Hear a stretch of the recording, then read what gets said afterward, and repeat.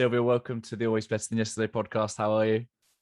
Thank you. I am doing so great. I'm so excited to be here with you. Oh, it's great, isn't it? I can see some of the things that we're probably going to talk about over your shoulder. For those of you that are listening, there's a couple of books, but just give us a short introduction. Who is Sylvia? Sure. So I am a person who is enthralled with curiosity. I feel like that has been the foundation of everything that has happened in my life. A series of one thing to another that seemed unconnected, but now I realize everything has been connected. So I started out as a private banker in New York City many years ago, and did that and happened to meet a fellow on a blind date. That man became my husband 11 months later, and I moved from New York City to Richmond, Virginia, where I ended up working full time, having 2 kids. Life was going along as planned until, lo and behold, we got our son's diagnosis. At the age of 2, our son Brandon was diagnosed with a rare form of dwarfism called metatropic dysplasia. There are less than 100 medically documented cases in the world. Wow. So from, being a banker and in the financial services world to sort of having this grand plan on how life was going to unfold, we went into a whole world of certainty. And that began the journey of learning to embrace change and being open, and rather than being stuck in the fear, having a lens of excitement to learn more and uncover and create a solutions-oriented life. And so what could have put us in a dark place, my husband and I realized, you know what, we're going to give Brandon the best life possible. And we have raised him and his older sister, Brooke. They are now 22 and 24 years old.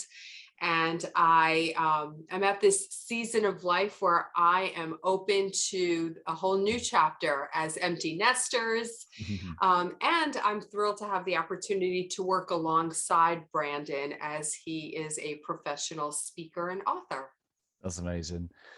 I love that. And for anyone that is clocking on, they've seen your surname before. It's because we had your husband on back on episode 120.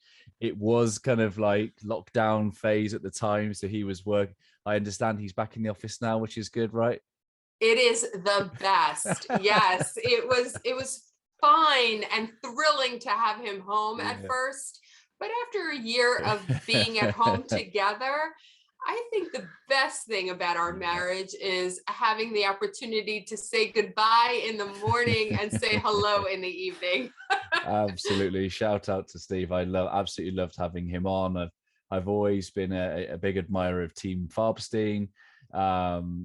Just wonderful things that you impactful humans are doing. And where should we start? You guys, I'm going to use the word curiosity. You said the word curiosity at the very start. I started this podcast for that very reason. I'm a curious human being, and I just wanted to know what kind of worked for people. In the early days, it was what are those successful people doing that maybe we could all learn from. And that was my initial kind of curiosity, and it's led me to being able to have great conversations with great people like you. And how was that your catalyst, your curiosity?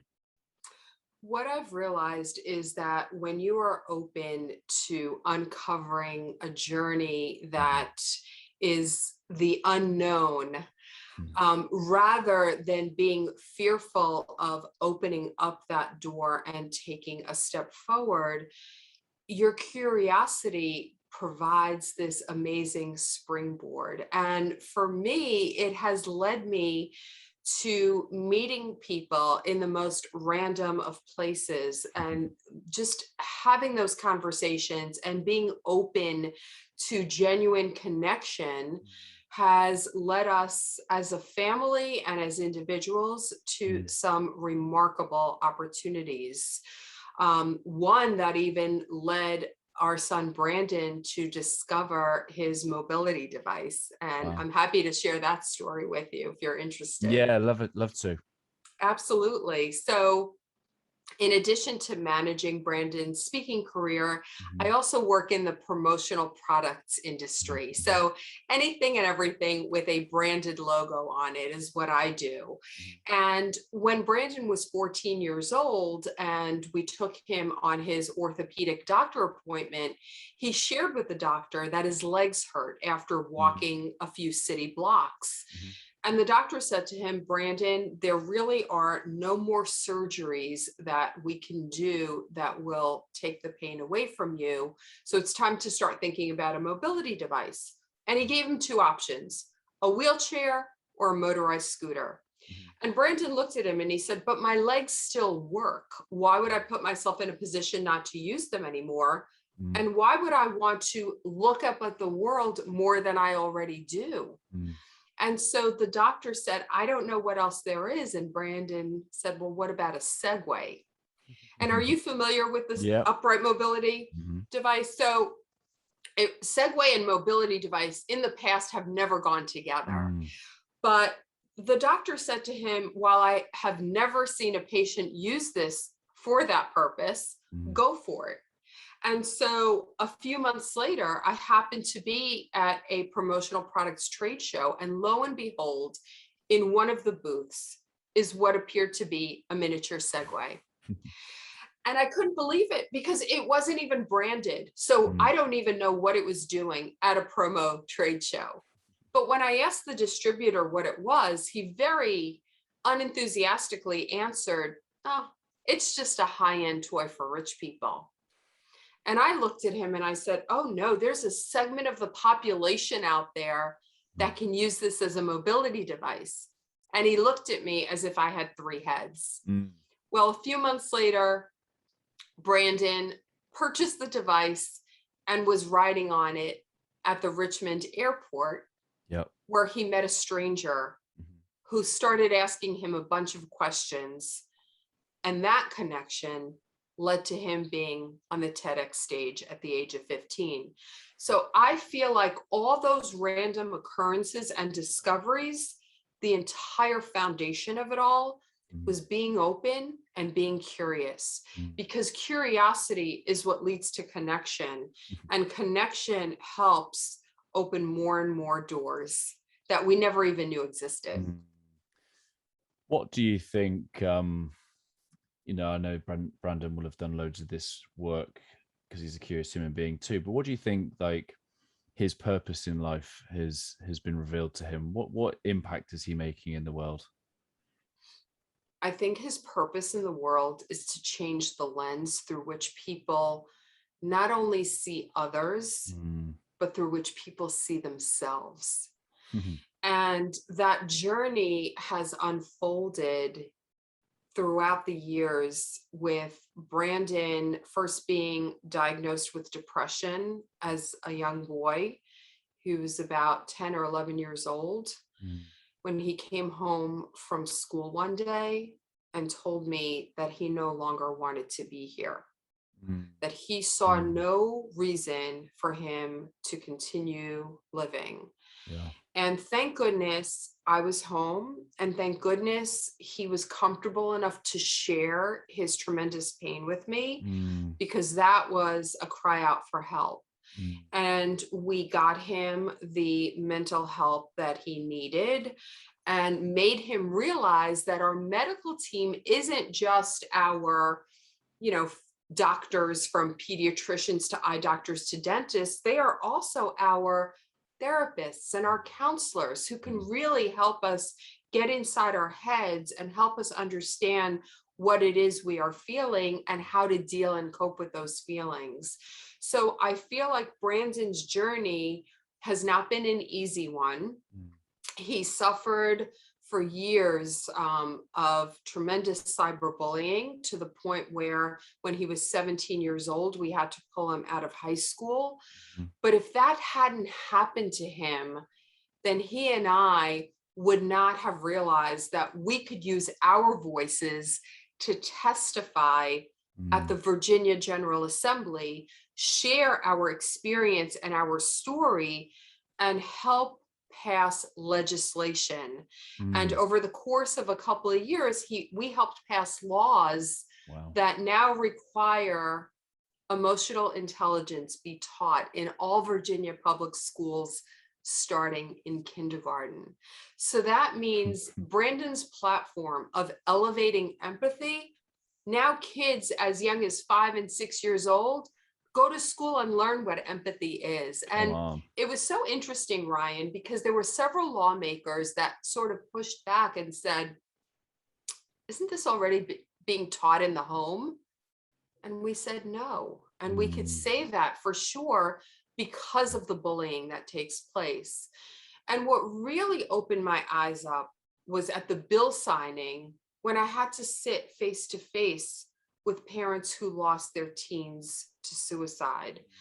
So when Brandon and I started on this journey, figuring out how he was going to move forward without being a typical high school student that goes into the building and experiences those teen years like his peers do, we started doing the inner work. And the inner work led us to meeting a random stranger who introduced us to one of Tony Robbins' business partners. And months later, we were invited as Tony's guests to his Unleash the Power Within. Yeah. And that's where we learned, if you don't excavate everything that is going on in your inner soul and bring to surface all of those stories that you've heard, that you've embraced, that you tell yourself, that you limit yourself with, then you won't be able to unearth all those beautiful gifts that are within you. So powerful. So powerful. I love to hear the way you speak about your son. And you know, I think as parents, we always think our children are incredible, you know, one of a kind. We always think they're the most beautiful things we've ever seen in the entire world.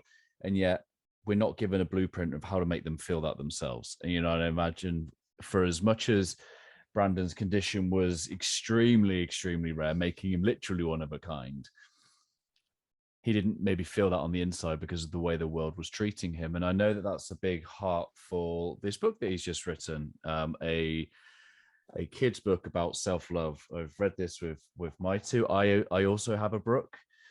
She's 6, and I have a Corey who is 9, and we've read that together. And what's the heart behind that book? And you know, it journeys a lot of Brandon's own story in there in terms of his own pursuit of self-love. Give us a bit of an insight into that.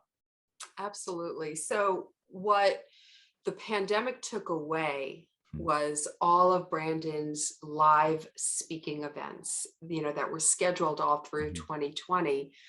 But what it brought us was an opportunity to connect with this incredible publisher called A Kid's Company About. And they focus on creating a series of books. And now they're doing podcasts and all sorts of things to educate our youth about topics that in the past were considered mature or, you know, not kid friendly. But the first book in the series was a kid's book about racism. And now there have been at least 50 more titles. So when the publisher approached Brandon and said, listen, we resonate with your platform, with everything that you talk about. We see your content online. We would love for you to be one of our authors. And when he started thinking about, well, what topic do I want to write about? He took himself back to when he was a kid and what was the message that he most needed. And it wasn't until he did the work as a young adult, right, that he realized the message that he most needed back then was how to love myself. How is it that I can be aware of my own self-worth and define it by how I feel, not by how others treat me. And so that's how the idea and the topic came about. And it was an incredible thing for me to watch unfold, because it really made him step back, think about everything that he's been through, connect the dots of how it led him to the next thing, and also extrapolate the lessons that he learned along the way. So his goal is for this book to get into the hands of as many families and educators as possible, because he knows that the words in that book will not only impact those younger kids who might be listening to it, but for every single adult that reads the book as well. So, you know, for us, we're so into personal development and personal growth that when you say affirmations, you know, we know exactly what that is. And it's something that we embrace every single day. But what he did in the back of the book, he wrote an oath that is filled with positive affirmations that kids could say to themselves out loud, looking in the mirror every single day. And he truly feels like if we provide our youth with the foundation on how to cultivate self-love and celebrate your own uniqueness for the glory that it truly is, then we are going to see less bullying. Because if you think about it, the bullies are the ones that are feeling so insecure, so unloved, that they need to lash out. You know, some of them just don't have the dialogue to ask for help. So they take their pain and they inflict it on others. And if you really are comfortable with who you are, and you learn that life is going to throw all kinds of boulders and obstacles your way, but it still is not going to impact who you are at the core, then that provides just a beautiful foundation to take life on without becoming a bully. And the dedication at the very start of the book, it says, "To the bullies in my life, you led me to discover that empathy and self-love are the antidotes to negativity." And I had a moment a couple of years ago with Corey, who's experiencing a little bit of bullying. And, you know, I'd been reading a kid's book. It was by Jocko Willink, you know, the author, the US Navy SEAL. And in it, the Uncle Jake, the character, teaches the young lad about, you know, he was being bullied, and actually it reveals the pain of somebody else. And I guess that's a really powerful story for a kid to hear, because what do? They feel like it's a very personal thing. But when we can take a step back and have empathy for the other person who is being the bully, we can see actually there's a whole lot of pain and grief and trauma that place is coming from. And it's a really, really powerful lesson. It really is. And I love the fact that as a parent, you proactively found this book and you exposed your son to this book. But many parents don't even know these things exist, and they don't have access. And so what they do is they basically are just kind of supporting what our education system is teaching. And I feel like our education system, at least here in the United States, because I'm not familiar with it in the UK, but I feel like at least here, there are so many opportunities to have more of these soft skills being intertwined with every subject matter. Because at the end of the day, if we don't teach our children how to cope with life, they're going to be held back in a lot of ways. And we can't protect them from the pain, from the suffering, but we can surely walk alongside them. We can help them create their own toolbox. We can help them realize that we ourselves have fallen, we have failed, and we have figured out how to get back up. And I think, you know, some of the hardest parts of parenting are taking a step back and letting them figure it out for themselves, and letting them build those muscles that they get back up with. Because, you know, when they start walking as toddlers, we don't tell them, oh my gosh, never do that again, never fall. No, we encourage them, and we help them celebrate the fact that, okay, you fell, but you can get yourself back up. So we have to continue that as they get older, Yeah. instead of just forcing them to be on this narrow path of high level performance and top Mm, grades. mm, Because being a good human and being a successful one who lives a fulfilled life, it takes a lot more skills than those, school grades. mm, mm. So I feel like we all have the opportunity to make a difference. And now especially is a critical time. No matter how old our kids are, they're watching. They're Yeah. watching us. They're watching to see how we react, Mm, how we experience all of this chaos and uncertainty that doesn't seem to be disappearing.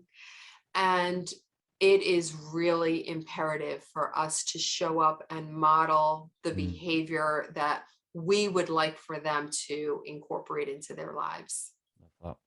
Please tell me you've watched Ted Lasso. I've gone through a few episodes, but I do have to like find time to binge watch it and catch up with everyone Yes, you do. else. Yes, you do. Well, the significance of Ted Lasso is that he has this sign "Believe," and he puts it across in the changing rooms for them all to kind of see and to touch. It's a very great symbology of, I think, of a great leader and a great parent who will first believe in the potential of their team, of their children, before it's manifested into the world, right? And I guess your role as leaders in the home, both you and Steve, like there's no blueprint, there's no manual. This is an incredibly rare diagnosis. Like, how do you continue to be the light? How did you continue to keep the faith, the hope, the optimism, and have that transfer? So I think very early on, we realized that while our daughter, every time we took her to the pediatrician, she was marked on these growth charts and they Mhm. would tell us the percentile she was on.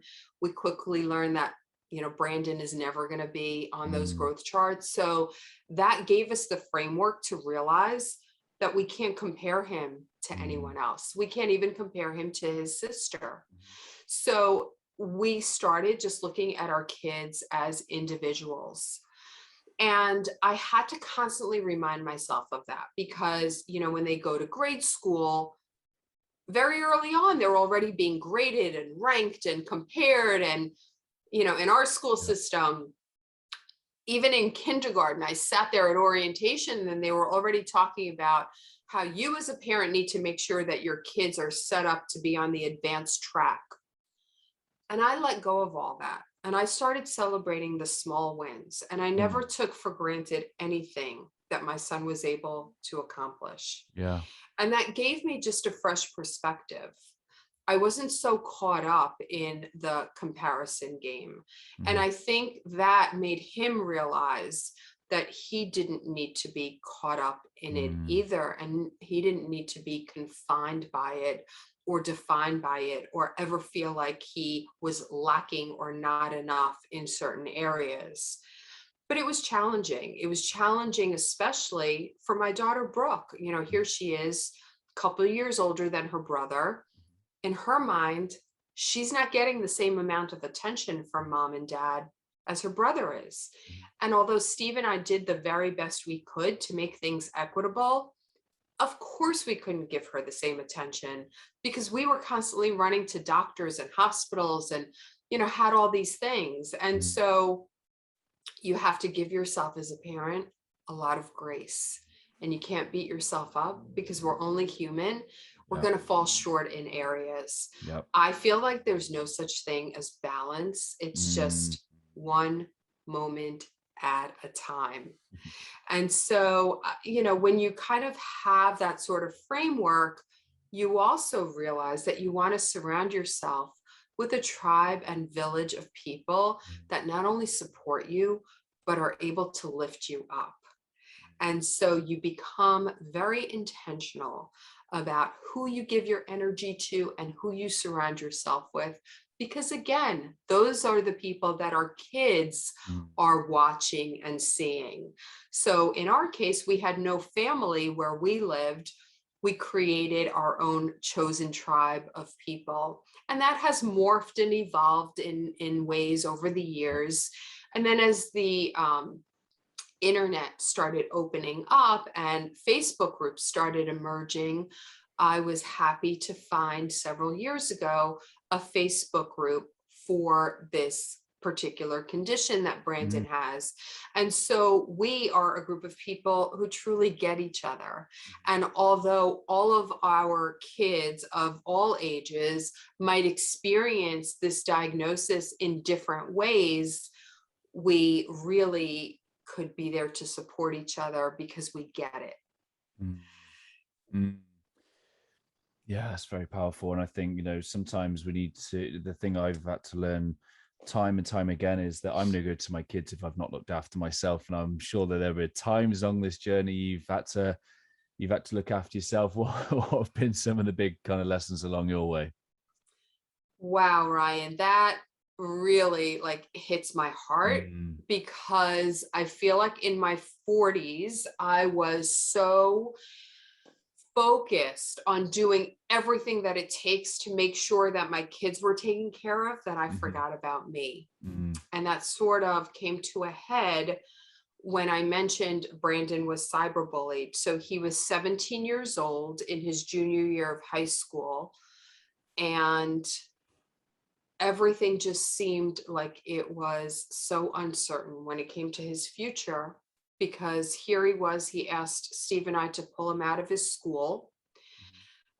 He went to his guidance counselor. The guidance counselor said, fine, you could finish online. He starts taking these online classes. He's bored out of his mind because at that point, the caliber of classes offered were very basic, and those weren't the type of classes that he was used to. So here I have a kid who's feeling isolated and bored, and I'm thinking, oh my gosh, is he even going to get a high school degree?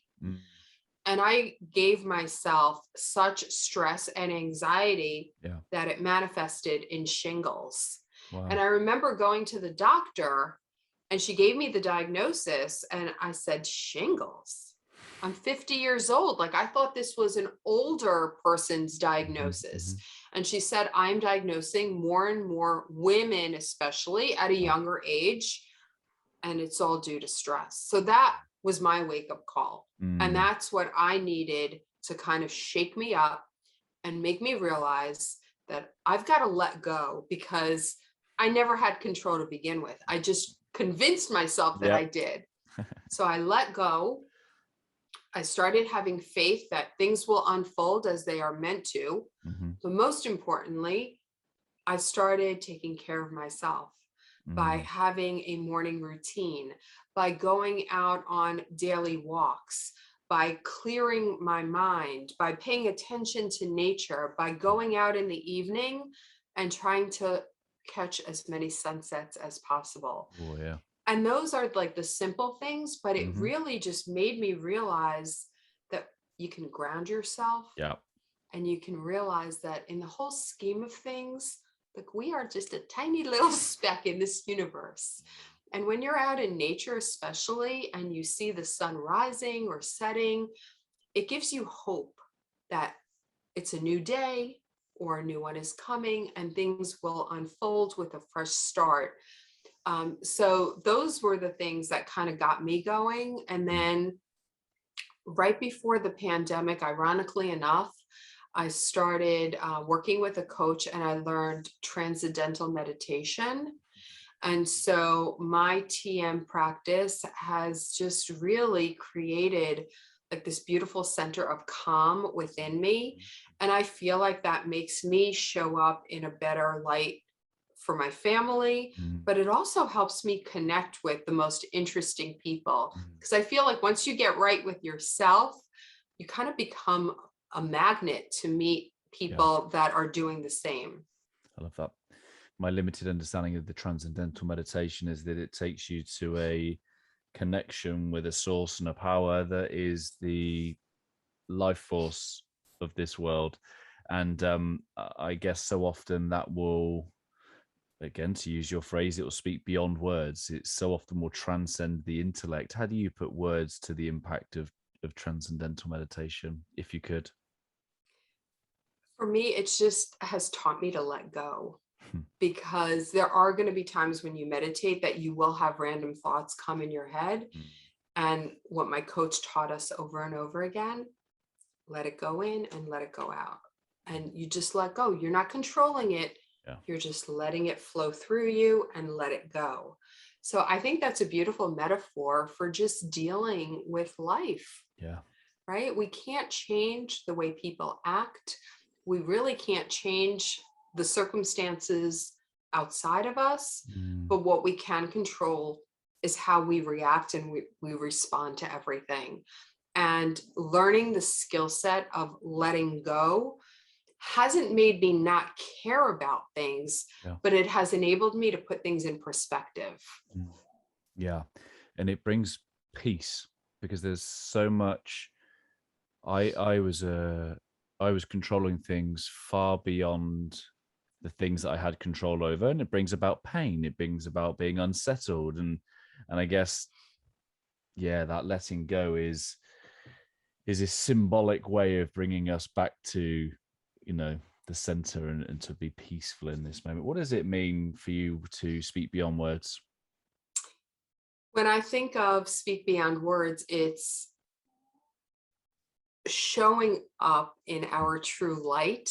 Mhm. And that goes well beyond what we say Yeah.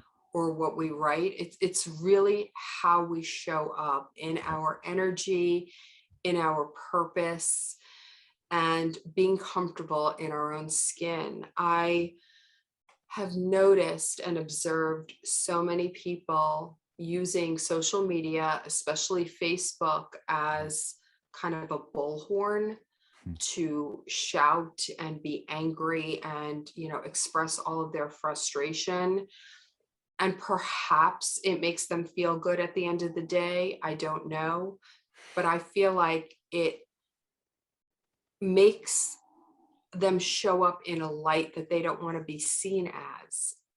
So speak beyond words is really just figuring out what is it that ignites your soul, Mhm. surrounding yourself with those activities, with those people, with that purpose, and just showing up in your true light.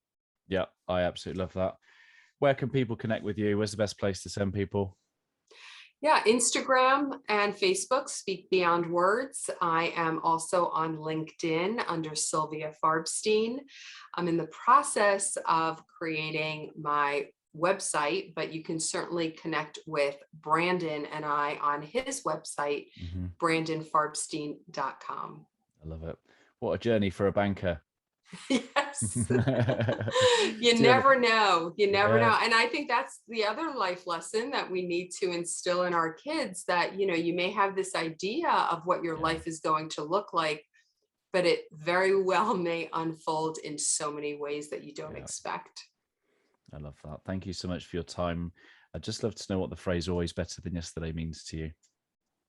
What it means to me is that we have an opportunity to grow and evolve and become a better version of ourselves every Mm. single day. And I think that's what life is about, figuring out what one thing you could do to be better than yesterday. Love that. Thank you so much for your time. Thank you so much for the way, and I think I said this to Steve, is the way that you lead, the way that you lead your family, the human beings that you've raised into this world, and the gifts that they're going to become for so many, the impact they've already had, the impact that they're going to go on to do. Thank you for enabling this product to come and have a ripple effect over here on these shores too. And just be honored if you'd leave us a final thought from your good self. Thank you so much, Ryan. I just want to commend you on the work that you do. I Thank you. think that the world needs your message in such a bold, powerful way. If we could figure out how to fill every billboard with your amazing messages, life Kind of would you. be just more beautiful than ever. But I am just grateful that Clubhouse connected us. There was something magical about being on that platform in the height of the pandemic and Mm. connecting just with human voice. I feel like that really made for a heart-to-heart connection with so many great people on the platform. The one last thought that I would say would be about our children. Mm. Always remember that our kids are not an extension of us, and learn to Yes. see them for who they are Mm. and not the vision of who you want them to be. That is what is going to empower them to shine as bright as they are meant to be. Mm. Great advice. Thank you so much, Sylvia. Absolutely. Thank you.